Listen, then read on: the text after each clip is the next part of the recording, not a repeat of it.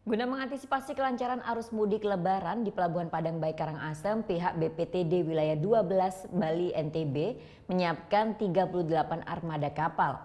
Dari jumlah tersebut, 28 kapal diantaranya sudah beroperasi secara reguler. Pelabuhan Padang Bayi Karangasem merupakan salah satu jalur ramai yang dilalui pemudik setiap tahunnya yang hendak menuju Lombok, Nusa Tenggara Barat.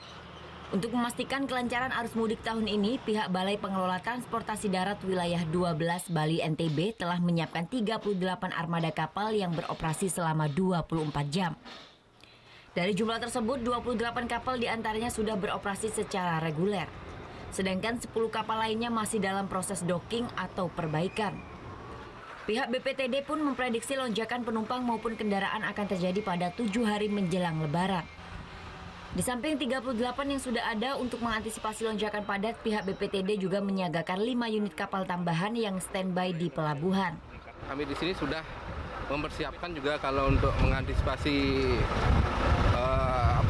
terjadi lonjakan, ini sudah ada kapal yang sudah anchor di sini. Ada 4 sampai 5 kapal. Untuk trip masih tetap 1 hari 16, tapi kalau misalnya ada lonjakan sudah diantisipasi dengan kapal yang anchor di sini.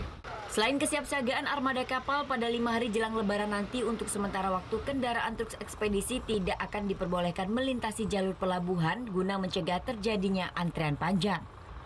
Kadek Martana melaporkan untuk NET.